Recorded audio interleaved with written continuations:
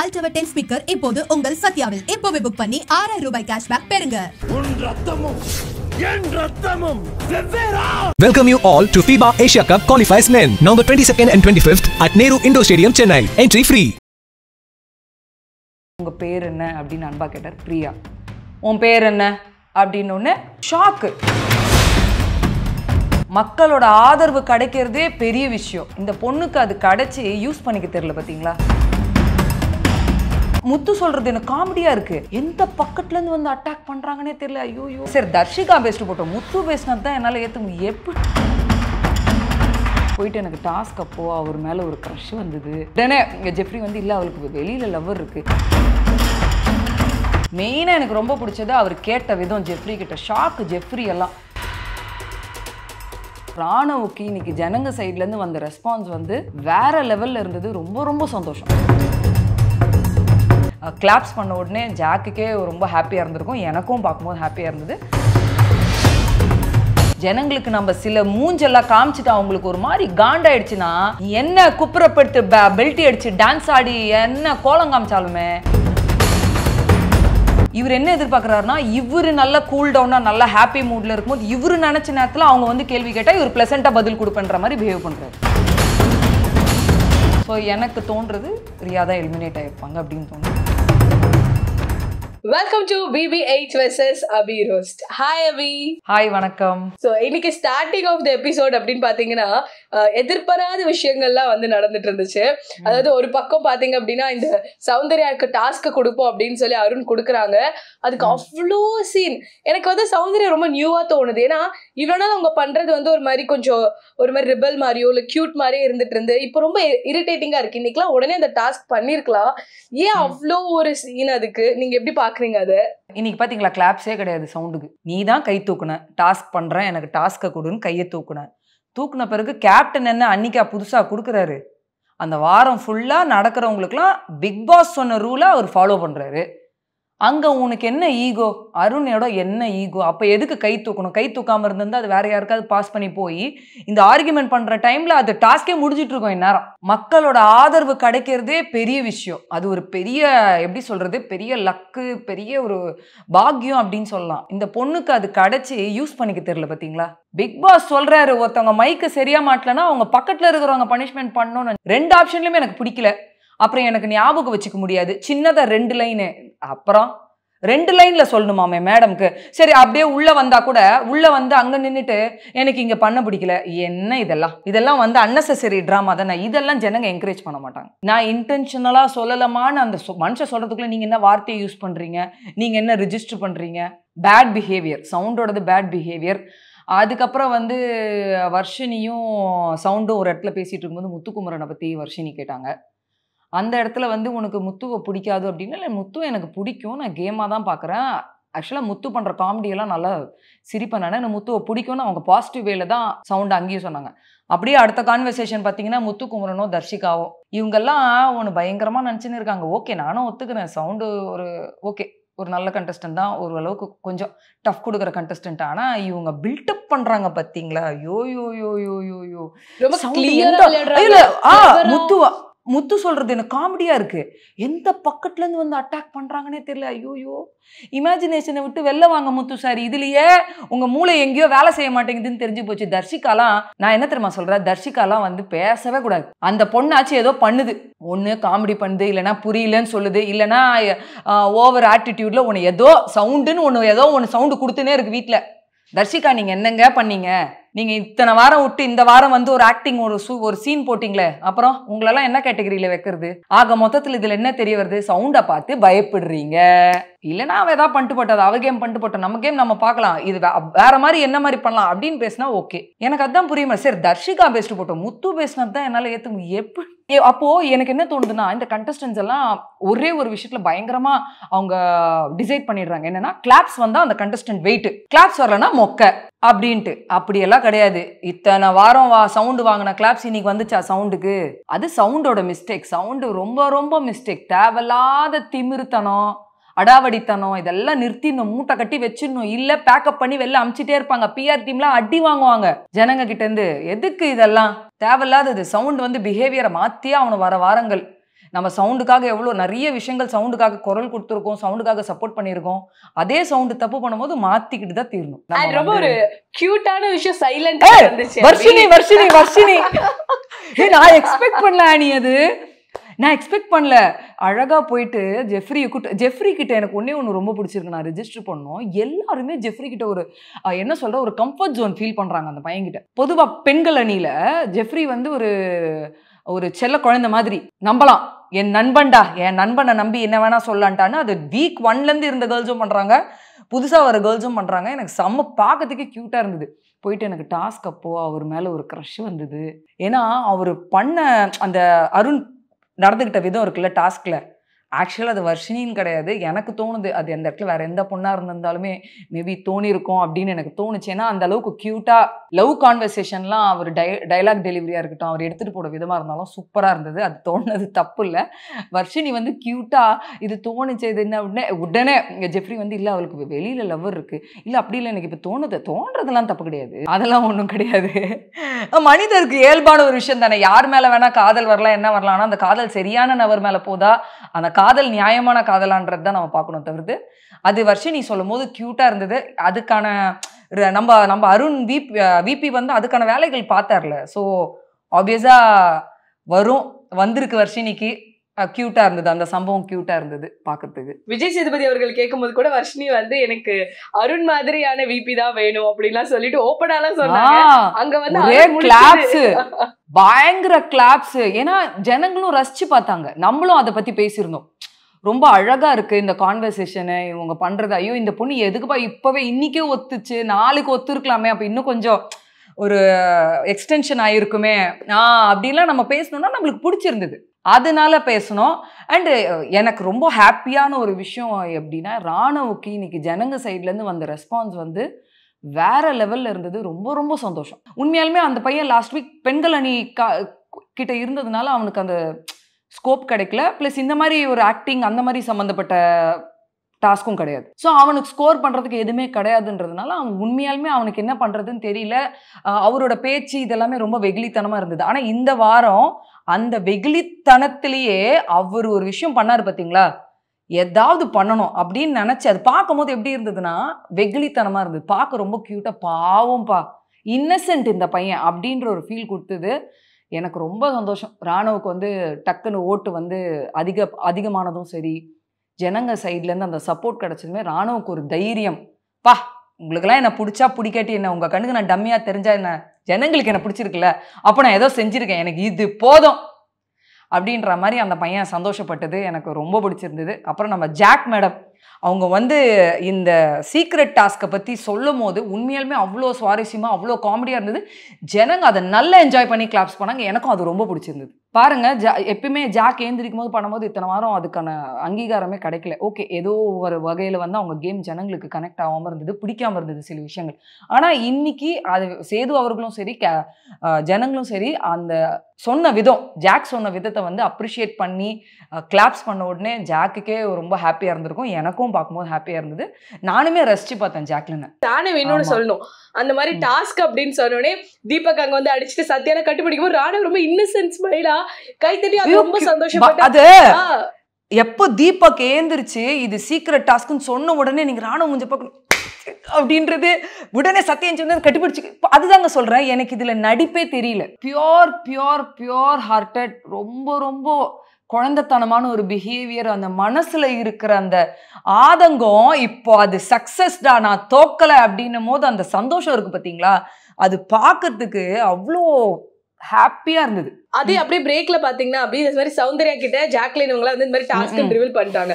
அப்ப எனக்கு சவுண்டும் ஜாக்கும் தேவையில்லாம ஒரு ஆட்டிடியூட் வந்து நம்ம ராணவ் கிட்ட காட்டினாங்கன்னு தோணுச்சு. ஆமா இல்ல அது தேவையில்லாத ஆட்டிடியூட் தான். பட் சவுண்ட், இப்போ ஒரு ராணவ் என்ன சொன்னாப்புலன்னா, நீங்க கேரக்டர் விட்டு வெளியில வந்துட்டீங்கன்னாப்புல. சவுண்டு கேரக்டர் விட்டு வெளியில வரல. இந்த வீட்டில் யாரை லவ் பண்ணக்கூடாதுன்னு பொதுவாக இவங்கெல்லாம் சேர்ந்து போட்ட ஒரு பிராங்க் தானே. ஸோ அந்த இடத்துல வந்து இந்த வீட்டில் யாரை லவ் பண்ணக்கூடாதுன்னு ஸ்கூல் டாஸ்கில் தான் இவன் சொல்கிறான் போல இருக்குன்ட்டு சவுண்ட் என்ன பண்ணிச்சு, ஏன் லவ் பண்ணக்கூடாது, நாங்கள் நண்பர்களாக தானே இருக்கோம், அது கூட நம்ம பண்ணக்கூடாது, டாஸ்க்காக தான் சவுண்டு பண்ணிச்சு. அது கேட்கும் போது தான் சவுண்டு வந்து நான் பர்சனலாக எங்கே போனேன், அதுவும் டாஸ்க்கு தானே, இல்லை நீங்கள் பர்சனலாக போய்ட்டு ராணுவுக்கு அந்த இடத்துலையுமே வந்து சவுண்டு வந்து எங்கேயோ ஒரு இடத்துல வந்து பர்சனலா போயிட்டாங்களோ அதனால நான் இப்படி கேரி பண்ண அப்படி கேரி பண்ணேன்னு. ஆனா அது டாஸ்கா தான் பண்ணுச்சு. நான் தான் சொல்றேனே, நம்ம சவுண்ட் எது பண்ணாலும் ஏன் தப்பா நம்ம கண்ணுக்கு தெரியுது அப்படின்னா, முன்னாடில இருந்தே சவுண்ட் இப்படிதான் பேசும். ஆனா இப்போ ஒரு மாதிரி ஒரு பந்தா கலந்த பேச்சு பயங்கரமாயிடுச்சு. அதனால அந்த ஆட்டிடியூட் அந்த இது கொஞ்சம் கம்மி ஆயிடுச்சுனாலே அந்த பொண்ணு சொல்ற பாயிண்ட் புரிஞ்சிடும். அந்த வீட்டில் என்ன ஆயிப்போச்சுன்னா எல்லாருமே ஒரு பாயிண்ட்டுக்கு மேலே எக்ஸ்ட்ராவா பர்ஃபார்ம் பண்ணோம். ஐயோ நம்ம அதிகமா என்னை விட அவன் பயங்கரமா பண்றானே, ஐயோ என்னை விட இவ சூப்பரா பண்றாளே, என்ன நான் பண்ணாதானே, ஐயோ அப்புறம் நான் டம்மி ஆயிடுவேன்னு சொல்லி அவங்கவுங்க இதுவா பண்ணாங்க. அதில் பயங்கர ஹைலைட்டடா வந்து தெரியப்பட்டது ராணவ். அது அவரோட முழுக்க அது அவரோட எஃபர்ட் தான். அது ஆக்சுவலா மேடம் கொஞ்சம் பல பேர் ஒரு குற்றச்சாட்டு அவர் மேல வச்சது என்னன்னா பர்சனலா வந்து ராணுவ பண்ண மாதிரி இருக்கு அப்படின்னு சொல்லி அருணா இருக்கட்டும் ஜாக்லின் எல்லாம் சொன்னாங்க. உங்களுக்கு அவர் பர்சனலா வந்து பண்ண மாதிரி தோணுதா டாஸ்க மீறி? ஆமா அது நடந்தது, எல்லாருமே தான் பண்ணாங்க, ராணுவும் பண்ணாப்புல. பட் அது ஃபைனலா இப்போ அது பர்சனலா இருந்தா கூட நான் என்ன யோசிக்கிறேன்னா, நீங்க அதுக்கான ஸ்பேஸ் கொடுக்கலையே. மொத்தமா டீமா உட்காந்து நீ இப்படி கேரக்டர் பண்ண அப்படி கேரக்டர் பண்ணு, நீ என்னமோ இவங்கெல்லாம் இவங்க தான் பிக் பாஸ், அந்த பையன் தான் ஒரே ஒரு கண்டஸ்டன்ட் மாதிரி கார்டன் ஏரியால கேள்வி கேட்டது அந்த பையனுக்கு ஹர்ட் ஆயிருக்கும். ஸோ அதுதான் சொன்னேன் நேற்று கூட சிவகுமார் கிட்ட போய் புலம்பியிருக்காப்புல, நான் ஒரு படம் பண்ணிட்டு வந்திருக்கேன், எல்லாரும் என்ன டம்மியாக பார்க்குறாங்க, நான் எதாவது பண்ணும். ஸோ மனசில் ஏதாவது காயங்கள் வேதனைகள் இருந்திருக்கலாம், இதோட சேர்ந்து அதுவும் அவுட் பர்ஸ்ட் ஆயிடுச்சு. அப்படி தான் நான் பார்க்குறேன் ஆக்சுவலாக.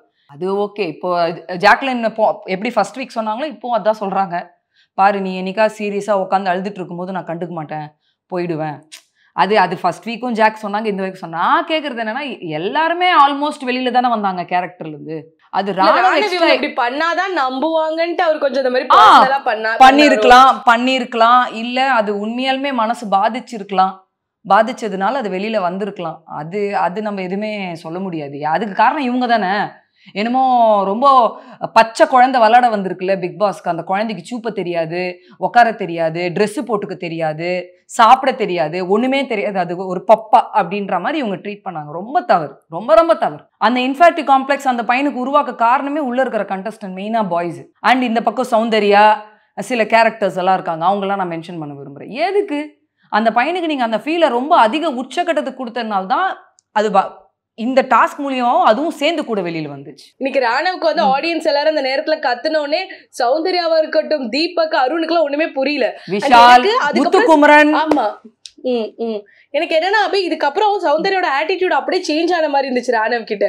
எண்டில பாத்தீங்கன்னா உனக்கு வந்து எனக்கு நான் பர்சனலா பேசின மாதிரி தோணிருச்சா, ஏன்னா உனக்கு தான் உடனே எதுவுமே புரியாது. அப்படி சௌந்தர்யோட ஆட்டிடியூடு மேடம்க்கு ரொம்ப புரிஞ்சிடும், பிச்சுக்கு வந்த மாதிரி சவுண்டுக்கு சொன்ன உடனே புரிஞ்சிடும். இன்னைக்கு அதே சேம் டைலாக் பாத்தீங்களா, சார் எனக்கு மொத்தமாக நானே டிசைட் பண்ணிட்டு பண்ணும்போது எனக்கு புரியல சார், இப்போது ஆயிடுச்சு 6 வாரம் முடிஞ்சோ இன்னும் சவுண்டுக்கு சிலது புரியல. உள்ளே வந்து 2 வீக்ஸ் கம்ப்ளீட் பண்ண பையன்கிட்ட போய் இந்த கேள்வியெல்லாம் கேட்டா. அப்புறம் நம்ம முத்துக்குமரன் அப்படின்னார்.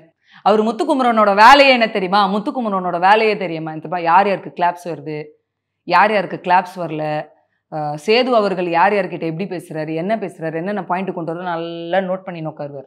இப்போ அடுத்த டார்கெட் அடுத்த 1 வாரம் 2 வாரம் கழிச்சு இதே மாதிரி தர்ஷிகாவோ யாரோ உட்காந்து கேட்டாங்கன்னு வச்சுக்கோங்க, அவர் சொல்லுவார், நான் முன்னாடி சவுண்டுன்னு நினச்சேன், இப்போ சவுண்டை கூட சமாளிச்சிடலாம், இப்போ இந்த ராணுவ பையன் தான் எந்த பக்கத்துலேருந்து வந்து அட்டாக் பண்ணுறான்னு எனக்கு தெரியல, நான் ரொம்ப கேர்ஃபுல்லாக இருக்கணும், நான் ரொம்ப இதுவாக இருக்கணும், நான் என்னமோ நினச்சேன். உடனே அவங்க ஆப்போசிட்டில் இருக்கிறவங்க, அவன் கண்டென்ட்டுக்காக பண்ணுறான். முதல்ல நான் தான் சொல்கிறேனே, தர்ஷிகா இவங்கெல்லாம் வாயை திறந்து பேசவே கூடாது, மற்றவங்களாச்சும் எதாவது பண்ணுறாங்க, அவங்களாம் என்ன பண்ணுறாங்க எல்லாருக்குமேங்க. எல்லாருமே நான் என்ன சொல்கிறேன் தெரியுமா, இன்னைக்கு சவுண்டு கிளாப்ஸ் இல்லை, விஷாலுக்கு கிளாப்ஸ் இல்லை, முத்துக்கு கிளாப்ஸ் இல்லை, ஜெஃப்ரிக்கு நல்ல கிளாப்ஸ் இருந்தது. எனக்கு தெரிஞ்சு 3 பேர், ஜாக்லின், ஜெஃப்ரி, ராணவ் 3 பேருக்கு நல்ல கிளாப்ஸ் இருந்தது. எனக்கு அது ரொம்ப பிடிச்சிருந்தது. அடிக்கடி சிவகுமாரும் எழுந்திரிச்சு அவரோட பாயிண்ட் எல்லாம் சொல்லி அவருக்குமே நல்ல ப்ரெசென்டபிள் டேவாக இருந்தது. நான் இன்னைக்கு நல்லாவே ஃபீல் பண்ணேன், நல்லா இருந்தது. அண்ட் செம்ம பாயிண்ட் என்னன்னா, ஜெஃப்ரி கைத்தட்டல் வாங்கினது பண்ணது எல்லாமே சூப்பர். ஆனால் அதுக்கப்புறம் நம்ம பேசியிருந்தோம் பார்த்தீங்களா, ஜாக்லின் வந்து ஏன்டா இப்படி பேசணுமோ, முடிஞ்சு போனதை பற்றி பேசாதீங்க அப்படின்ட்டு போனாப்புல, ரொம்ப தவறு. நான் அதுதாங்க சொல்கிறேன், கண்டஸ்டன்ஸ்க்கெல்லாம் கைத்தட்டல் வாங்கின உடனே உள்ளேருந்து ஒன்று வருது, அப்படியே முளைச்சிக்கிட்டு இப்படி வந்து அப்படியே ஒரு பண்ணுது, அதெல்லாம் உடச்சிருவாங்க ஜனங்க, இப்படி டப்புன்னு உடச்சிருவாங்க. இன்னைக்கு சவுண்டு கிளாப்ஸ் வந்துச்சா, விஷாலுக்கு கிளாப்ஸ் வந்துச்சா, அருணுக்கு வந்தது, ஏன்னா அவர் அந்த லவ் ரோல் சூப்பராக பண்ணாரு, அவருக்கு வந்தது, ஏன்னா அவர் ஜஸ்டிஸ் பண்ணாரு, வந்தது. வேற இப்போ சவுண்டு இந்த கைத்தட்டலை சம்பாதிக்கிறதுக்கு இதுக்கப்புறம் படுறது தான் கஷ்டம். விஷால் கூட சொல்றேன், இந்த கைத்தட்டலை சம்பாதிக்கிறதுக்கு இதுக்கப்புறம் நீங்க, அதாவது நம்ம என்னன்னு தெரியறதுக்கு முன்னாடி கைத்தட்டல் வாங்குறது வேற. ஜனங்களுக்கு நம்ம சில மூஞ்செல்லாம் காமிச்சிட்டு அவங்களுக்கு ஒரு மாதிரி காண்டாயிடுச்சுன்னா, என்ன குப்புறப்படுத்து பெல்ட்டி அடிச்சு டான்ஸ் ஆடி என்ன கோலம் காமிச்சாலுமே வராது. அவள்தான் சும்மாப்பா நடிக்கிறான் இவன், சும்மா நம்ம கிட்ட ஒரு சீன் போடுறான்னு போயிட்டே இருப்பாங்க ஜனங்க. ஜெஃப்புக்கு இது ஒரு வேக்கப் கால். இவ்வளோ கைத்தட்டல் வாங்கிட்டு நீ இருக்கனா, உனக்கு அப்போ எவ்வளோ சப்போர்ட் பண்றாங்க. இந்த பையன் எனக்கு நம்ம ஏதாவது பண்ணணும்ப்பா, நல்ல பையன்ப்பா, எவ்வளோ ஆக்டிவாக இருக்கான்ப்பா, பிக் பாஸ் கேமை சூப்பராக ஆடுறான்னு ஒன்று பண்ணுறாங்கல்ல. இந்த திமிர் பிடிச்ச ஆட்டிடியூட் திமிரெலாம் ஒதுக்கி வச்சிடணும். சூப்பர் கேள்வி கேட்டார் அவர். அது கூட அந்த பையனுக்கு பாருங்க கொஞ்சம் நேரத்துக்கு என்னடா இது ரெஜிஸ்டர் பண்ணுற அளவுக்கு அந்த அளவுக்கு போயிடுச்சுன்னா, ஆமாம் ஒருத்தவங்க வந்து உன்னை கேட்குறாங்க, கேட்குறதுக்கு கூட நீ திமிரா வந்து முடிஞ்சு போனதெல்லாம் கேட்கக்கூடாதுன்னா என்ன முடிஞ்சு போய் 10 நாள் ஆகுதா இல்லை 1 நாள் ஆகுதா? நீ ஜாக்கை பற்றி ஜாக் கிட்ட தான் நல்லா தானே பேசுவ, சொல்லியிருக்கலாமே. ஏன் ஒருத்தரை நெக்லெக்ட் பண்ணணும்? அந்த இடத்துல அவங்களுக்கு இன்சல்ட் தானே அது. மெயினாக எனக்கு ரொம்ப பிடிச்சது அவர் கேட்ட விதம். ஜெஃப்ரி கிட்ட ஷாக்கு. ஜெஃப்ரி எல்லாம் வேற லெவலுங்க. கேளுங்க, இந்த பசங்களுக்குலாம் உடனே அடங்க முடியல, ரொம்ப ஆட்டமா இருக்கு. இந்த கோடி இங்கேருந்து அங்கே கோடி எவ்வளோ நேரம் வந்து கேட்டு அது பதில் சொல்றதுக்கு எவ்வளோ நேரம்? அவளோட கேள்வி என்ன, பாட்டில் ஒன்று ரிஜிஸ்டர் பண்ணியிருக்க, நாமினேஷன் அப்போ ஒன்று ரிஜிஸ்டர் பண்ணியிருக்க, அந்த டவுட்டு கேட்க வர பொண்ணுக்கு உனக்கு சொல்கிறதுக்கு என்ன, உனக்கு ஏன் அவ்வளோ திமிர் தேவையில்ல பண்ணி, சின்ன பையன் தானேப்பா. அப்படி பார்த்தா ஜெஃப்ரி வந்து அவரை விட பெரிய ஆண்கள் எல்லாரையுமே வந்து ரஞ்சித் சாரை தீபக் சாரை தவிர்த்து முக்கால்வாசி எல்லாருமே வாடா போடான்னு தான் பேசுகிறாப்புல. யாருமே எதுவுமே ஒரு கேள்வி கேட்டது கிடையாது.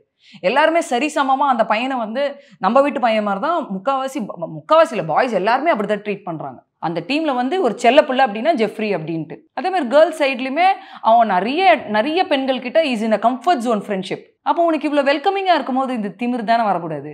அது மனுஷனுக்கு இயல்பாக வர ஒரு இது அணி, அது வரவே கூடாது. அது இல்லாமல் இருக்கிறவன் தான் லைஃப்பில் ஜெயிப்பான். அப்புறம் பயங்கர ஹைலைட்டிங், ரொம்ப மோஸ்ட் ஃபேவரட் ஒரு விஷயம் இன்னைக்கு எபிசோடில் எனக்கு நிகழ்ந்தது அப்படின்னா, நம்ம விஜய் சேதுபதி ஆடியன்ஸ் கிட்ட பேசுகிற விதம். ஒருத்தவங்க கேட்டுட்டு வரும்போது பிரியான்றவங்க ஏந்திரிச்சு ஜாக்கை பற்றி கம்ப்ளைண்ட் பண்ணுறாங்க. அவங்க கேரக்டர்லேருந்து வெளியில் வந்துட்டு எதேதோ பண்ணிவிட்டு அப்புறம் வந்து அவர் தான் பண்ணுறாருன்னு தீபக் மேலே போட்டுட்டாங்கன்னு. அதுக்கு தான் விஜய் சேதுபதி உங்கள் பேர் என்ன அப்படின்னு அன்பா கேட்டார். பிரியா உன் பேர் என்ன அப்படின்னோடனே ஷாக்கு. ஸோ இதில் நம்ம புரிஞ்சுக்கிட்டது என்னென்னா, அன்பா ஒரு விஷயம் கொடுக்கும்போது அன்பா இன் ரிட்டன் வரும்.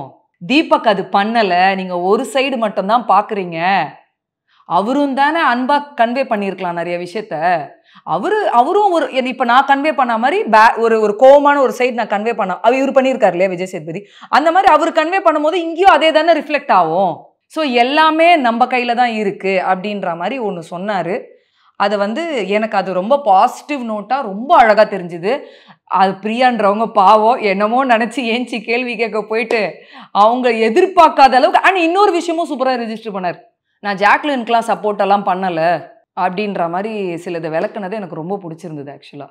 ஸோ ரொம்ப அழகா சொன்னாரு. சேதுபதி அவர்கள் கூட தீபக் சொன்ன அந்த ஒரு விஷயத்த சொன்னார். அதாவது கற்றது கைமண் அளவு கல்லாதது உலகளவு. அதுதான் சொல்றேன். அவர் சொன்ன விதம், எக்ஸ்பிளைன் பண்ண விதம் ரொம்ப ரொம்ப கியூட்டா சூப்பரா இருந்தது. பட் ரிசீவ் பண்ணாங்கல்ல மேடம் நம்ம பிரியா அவர்கள், பாவம் அவங்களுக்கு வந்து ஒரு நிமிஷத்துக்கு என்னடா நம்ம தப்பா ஏதாவது கேட்டுட்டுமா, தப்பா புரிஞ்சுக்கிட்டுமா அப்படின்ட்டு அவர் புரியணுன்றதுக்காக அந்த மாதிரி ஒரு சைடு எடுத்துட்டு சொன்னார். பட் ரொம்ப ரொம்ப நல்லா இருந்தது சார். இதே மாதிரி வீக்லி கொஞ்சம் புரியாதவங்களுக்கு புரிகிற மாதிரி உங்கள் ஸ்டைலில் ஒன்று பண்ணுறீங்கல்ல, அது சூப்பராக இருக்குது. அதை அப்படியே ஃபாலோ பண்ணுங்கள். அப்படியே நம்ம கண்டஸ்டன்ஸ்க்கு இன்னும் கொஞ்சம் சூடு ஏற்றி திருவி விட்டு பண்ணுவியா அப்படின்ற அளவுக்கு கொஞ்சம் கேட்டிங்கன்னா இன்னும் கொஞ்சம் சூப்பராக இருக்கும். அண்ட் ப்ளஸ் எனக்கு நான் இதுவே அப்படிதான் எக்ஸ்பெக்ட் பண்ணேன். ஏன்னா இந்த பழமொழி தீபக் சொன்னது, அது வந்து அவர் சொன்ன ஆட்டிடியூட் தப்புன்னு சொல்லி விஜய் சேதுபதி அவர்கள் சொல்லும் போது நான் வந்து தீபக் செஞ்சு இன்னும் கொஞ்சம் விஷயங்கள்லாம் கொண்டுட்டு வருவாரோ அப்படின்னு யோசிச்சேன். நாளைக்கு கண்டிப்பா ரோஸ்டிங் இருக்கு. அப்படியா? ஓகே. அண்ட் 24/7 பாத்தீங்க அப்படின்னா முத்து, நம்மளோட விஷால், அதுக்கப்புறம் தீபக் இவங்களாம் உட்காந்து பேசிட்டு இருக்காங்க. இந்த சைட் தர்ஷிகா, ஐ திங்க் அன்ஷிதாவான்னு தெரியல, டக்குன்னு கெட்ட வார்த்தை பேசியிருக்காரு தீபக். அவர் ஒரு ஃப்ளோல வந்து முத்துவனே கண்டுக்காதீங்கன்றாரு. அது வந்து இவர் வந்து மேனேஜர் சொல்லும் போது சிவகுமார் அவர்களை வந்து வாட்ச்மேன்லாம் இவங்க தொட மாட்டாங்கன்றதுலாம் அவர் வந்து எப்படி கெட்ட வார்த்தையை பேசலாம்? ஏங்க அதுதாங்க, தனக்குன்னும் போது அங்க ரூல்ஸ் கிடையாது, ரெகுலேஷன்ஸ் கிடையாது, ரெஸ்பெக்ட் கிடையாது, அவர் அடிக்கடி யூஸ் பண்ற மேனர்ஸ் கிடையாது. சின்ன வயசுல இருந்து நான் இப்படிதான் வளர்ந்தேன்றதுலாம் அவருக்கு ஆட் ஆன் கிடையாது. அது நான் தான் சொல்றேனே, அவர்கிட்ட நான் கொஞ்சம் அன்பான சைடும் பார்க்குறேன், அதிகமான நெகட்டிவ் சைடுமே பார்க்குறேன். ஸோ அவரால் அன்பாவும் இருக்க முடியும் அப்படின்றது எங்கன்னா நிறைய இடத்துல ரிஜிஸ்டர் பண்ணுறாரு. அம்மான்றது, எடுத்துக்கோமான்றது, அந்த ப்ளீஸிங்காக இருக்கிறதுல நிறைய இடத்துல பண்ணுறாரு. அப்போ அப்படியே இருங்களேன். ஏன் இந்த திமிரு ஆட்டிடியூட்? அப்போ உங்களுக்கு பிடிச்சவங்க ஒன்று பண்ணால் உங்களுக்கு பிரச்சனை கிடையாது, பிடிக்காதவங்க பண்ணால் உடனே எரிஞ்சு பேசுறது பண்ணுறது. அது பாய்ஸ் டீம்லேயே அவர் அது நிறைய பண்ணுறாரு. இவர் என்ன எதிர்பார்க்குறாருன்னா, இவர் நல்லா கூல் டவுனாக நல்லா ஹாப்பி மூடில் இருக்கும்போது இவர் நினச்ச நேரத்தில் அவங்க வந்து கேள்வி கேட்டால் இவர் ப்ளசண்ட்டாக பதில் கொடுப்பேன்ற மாதிரி பிஹேவ் பண்ணுறாரு. இவங்க சைடில் தப்புன்ன உடனே பம்புறாங்கல்ல, இவங்க கெட்ட வார்த்தை யூஸ் பண்ணும்போது அது பெருசாக தப்பாக தெரியலல்ல. இதே ஆப்போசிட் பண்ணியிருந்தா ரியாக்ஷன் எவ்வளோ பேடாக இருந்திருக்கும்னு சொல்ல வரும் உங்களுக்கு. தனக்கு உடம்புல சூடு வைக்கும் போது தானே அந்த ஒரிஜினல் பெயின் என்னன்னு தெரியும். அப்படின்வோம், ஐயோ எரியுது, அந்த எரிச்சல் தாங்க முடியாது. மற்றவங்க உடம்புல படும் போது அது அவங்க உடம்பு தானே, அவங்களுக்கு தானே எரியுது, வலி அவங்களுக்கு தானே அப்படின்றது அலட்சியம். ஏன்னா இவர் இஷ்டம், இவரோட இது அப்படிதானே. இப்போ பாருங்க, இந்த வாரம் அவரை காப்பாற்றவும் செஞ்சுட்டாங்க பாய்ஸ் டீம்ல. ஜெஃபுக்கே நின்று ஏன் நீ அந்த கேள்விக்கு பதில் சொல்லலை, அப்புறம் சொன்ன அது கேட்டிருக்கலாம்லன்னு ஜெஃபுக்கு கேள்வி கேட்டதே ஒரு டாப்பிக்காக எடுத்துகிட்டு வந்து இன்றைக்கி வச்சுருக்காங்கன்னா, அப்போது தீபக்கெல்லாம் நாளைக்கு எவ்வளோ இருக்கும். சும்மா இல்லாமல் இப்போ வந்து சிவா அவர் கேரக்டரை ப்ளே பண்ணுறாரு ஒரு வாட்ச்மேனாக. வந்து தம்பி அப்படின்னு தொடர்றது ஒரு ஈகோ. எந்த ஹாஸ்டல் பசங்களும் அந்த மாதிரிலாம் நடந்துக்க மாட்டாங்க. ஏன்னா தம்பி ஏந்துடா அப்படின்னா இந்த கை வைக்கிற வேலைலாம் வச்சுக்காதீங்கன்னு அப்போ சொல்லலாம், ஓகேவா? ஒருத்தர் அன்பா வந்து தம்பி என்னப்பா ஏஞ்சி உள்ளே போனியா, எந்த ஸ்டூடெண்ட் அவ்வளோ ஆட்டிடியூட் இவர் மட்டும் தான் பண்ணுவார். அப்போ இவருக்கு மட்டும் தான் குறுக்கு மேற்கா யோசிக்குது. அப்போ அந்த இடத்துலையுமே பர்சனலாக தொட்டு பேசாத பண்ணாத, உன் கேரக்டர் அது கிடையாது. ஸோ அந்த இடத்துல வந்து ஸ்டூடெண்ட் கிடையாது, நீ உன் பர்சனல் கேரக்டர். தீபக் அவரோட பர்சனல் கேரக்டர் ப்ளே பண்ணியிருக்காரு. இந்த பப்பெல்லாம் இங்கே வேகாது, நாளைக்கெல்லாம் அவர் பதில் சொல்லணும். தயவு செய்து அவரை நல்ல கேள்வி கேட்கணும். இன்னைக்கு கண்டிப்பாக இந்த 2வது எபிசோட முடிஞ்சிருக்கும். நான் பயங்கரமாக நம்புகிறேன் இந்த விஷயத்தை அட்ரஸ் பண்ணும்போது இந்த விஷயத்தை அதுக்கும் பெருசாக அட்ரஸ் பண்ணியிருப்பாங்கன்னு நான் நம்புகிறேன். ஸோ நாளைக்கு எபிசோடில் அதோட இது என்ன நம்ம தெரிஞ்சுக்கலாம். ஸோ இப்போ நாளைக்கு எவிக்ஷன் நீங்கள் கரெக்டாக சொல்லிடுவீங்க ஒரு வாட்டி யார் வந்து எவிக்ட் ஆகிறதுக்கு சான்சஸ் இருக்குது நாளைக்கு? ஓட்டிங் இது பார்க்கும்போது எனக்கு தோணுது ரியா தான் போகிறாங்க வெளியில் அப்படின்ற மாதிரி சொல்கிறாங்க. ஸோ எனக்கு தெரிஞ்சு ரியா தான் வந்திருக்காங்க வெளியில். ஏன்னா எப்பயுமே நம்ம ஷூட்டிங்கை ஒரே நாளில் 2 எபிசோட் முடிச்சிருவாங்க இல்லையா. இன்றைக்கி நம்ம இதை பார்த்துட்டோம். ஸோ எனக்கு தோன்றது ரியா தான் எலிமினேட் ஆகிருப்பாங்க அப்படின்னு தோணுது. இன்னும் கன்ஃபர்மேஷன் பண்ணணும், நாளைக்கு எபிசோடில் பார்த்துடலாம். பட் எனக்கு தோணுது 99.9% வந்து ரியா தான். ஸோ இதே மாதிரி நாளைக்கும் பிக் பாஸ் முடிச்சோடனே அபியும் நானும் வந்துடுவோம். Until then, this is Abhi and Annie signing off from you all. நன்றி, வணக்கம். சோனி அல்ட்ரா 10 ஸ்பீக்கர் இப்போது உங்கள் சத்யாவில். இப்போவே புக் பண்ணி 6000 ரூபாய் கேஷ்பேக் பெறுங்க. Welcome you all to FIBA Asia Cup Qualifiers Men, November 22nd and 25th at Nehru Indoor Stadium, Chennai. Entry free.